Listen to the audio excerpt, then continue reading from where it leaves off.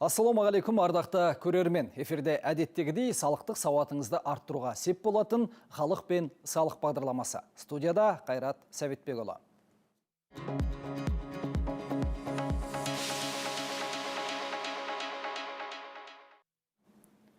Тауар сатушы сізге фискалдық түбіртек беруден немесе банк картасы бойынша төлемді қабылдаудан бас тартты. Бұл жағдайда не істеу керек? Егер сатушы қолма-қол есеп айырысуды растайтын құжат бермесе, сіз пайдаға кенеле аласыз. Қалай дейсіз ғой? Қазір Қазақстанда Қаржы министрлігінің мемлекеттік кірістер комитеті бастаған азаматтық бақылау түбіртекті талап ет акциясы басталды. Оған фискалдық чекті ала алмаған кез келген адам қатысады. Бірақ құқық бұзушылық туралы фактіні хабарлау үшін қайда жүгінсе болады?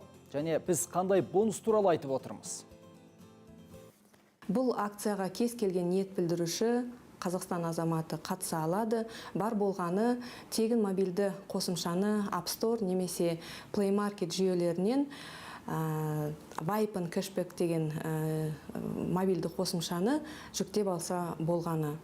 Егерде бұл жерде фискалдық чек бермеу фактілері расталатын болса, сол жіберген азаматқа 1000 теңге көлемінде мобильдік теңгеріміне сыйақы жіберіледі. Бүгінгі таңда Алматы қаласының мемлекеттік кіріс органдарына фискалдық чектерді бермеу фактілері бойынша қала тұрғындарынан 200-ден астам шағым түскен. Көз жеткізу үшін әріптесім Диас Махамбетов екеуміз қанша кәсіпкердің кассалық аппаратпен жұмыс істейтінін байқап көрмек болдық. Біз барған нысандар әрқайсымыз күнделікті баратын үй маңындағы дүкендер болды. Бұдан не шыққанын бірге көрейік, экранға зер салыңыздар. Кассалық аппарат бар ма? Жоқ. Чек бермейсіз бе? Чек бересіз бе? Жоқ. Чек бересіз бе? Жоқ. Жоқ. Неге? Суға чек сұрап отырсыз ба? Жоқ, бермеймін. Чек бересіз бе? Чек. Ал? Чек жоқ. Чек бересіз бе? Берейін, керек бар. Получается, вы без фискального чека, да, продаете товар? Пока, да, наличные.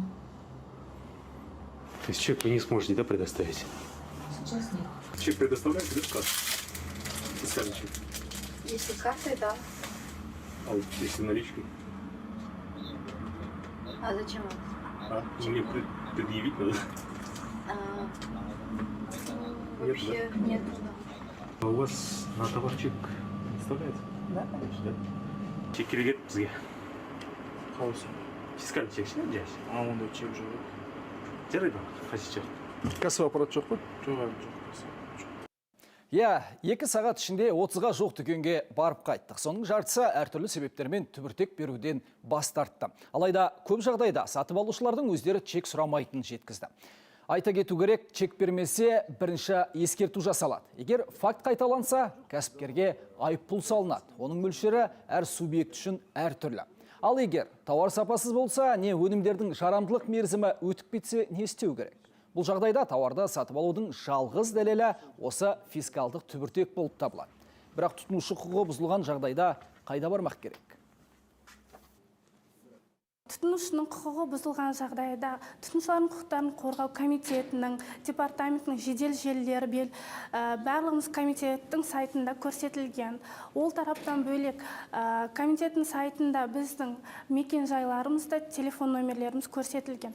Одан бөлек бірыңғай ақпараттық жүйе тұтынушы жүйесі қаңтар айынан бастап жұмыс жасап келе жатыр. Тұтынушы бірыңғай ақпараттық жүйесіне тіркеліп, өзінің арызын қалдыра алады. Бірыңғай ақпараттық жүйе ол кезде тіркелген жағдайыңызда сіз тек қана уәкілетті орган, департаментке емес қоғамдық бірлестіктерге және де сатушыға да бір пәстен арыз қалдыра аласыз. Одан бөлек өзіміздің комитеттің департаменттің телеграм боты бар. Сол телеграм ботқа да арыз қалдырсаңыз, заңды түрде уақытылы сіздерге біздің мамандарымыз жауап беретін болады. Құрметті көрермен, өздеріңіз білетіндей, Қазақстан президенті Қасым-Жомарт Тоқаев өз жарлығында шағын кәсіпкерлік субъектілерін тексеруге 3 жылға мораторий енгізген болатын. Мемлекет басшысы Қазақстан халқына жолдауында біз бизнестің адал әрі заңға сәйкес жүргізілетініне сенеміз. Бизнес өкілдері тұтынушылар мен азаматтар алдында жауапты болуы тиіс. Мораторий кезеңінде өзін-өзі реттеу, қоғамдық бақылау тетіктерін жандандыру керек. Бизнес өкілдері санитарлық эпидемиологиялық саладағы нормалар мен ережелерді бұзатын болса, ондай компаниялар жабылып, иелері жауапкершілікке тартылады. Айта кету керек, мораторий шағын және микрокәсіпкерлік субъектілері үшін де бірқатар салық жеңілдіктерін қарастырады.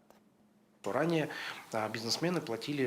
Бұған дейін бизнесмендер компания айналымынан, яғни жеке кәсіпкердің айналымынан 3%-ға дейінгі төлемді төлейтін. Сәйкесінше мұның өзі жақсы қолдау. Сонымен қатар қазір мемлекет 3 компонентті біріктірілген жүйе әзірледі. Мұнда да ол жеке кәсіпкерлерге үлкен мөлшердегі сату көлемін көрсете алатындай 3 құрамды біріктірілген жүйемен жұмыс істеу ережесін әзірлеген. Ол бойынша қандай да бір басқа салық режиміне көшуден тайсалмай, яғни қосылған құн салығына өтуден қорықпай, жылына 380 миллион теңгеге дейін айналымға ие болуға мүмкіндік бар. Қалалық мемлекеттік кірістер департаменті алматылықтарды азаматтық позициясын білдіріп, заң бұзушылыққа бейжай қарамай халықтық акцияға белсенді қатысуға шақырады. Өйткені сіз кассалық чекті талап еткен сайын кәсіпкер салық төлейді. Соның арқасында қалада жаңа мектептер, балабақшалар бой көтеріп, әрқайсымыздың тұрмысымыз жақсарады. Сондықтан ел дамуына бірге атсалысайық, құрметті көрермен. Осымен халық пен салық бағдарламасы өз мәресіне жетті. Келесі шығарылымда қайта жүздескенше аман сау болыңыздар. Қайраттарыңыз қажымасын.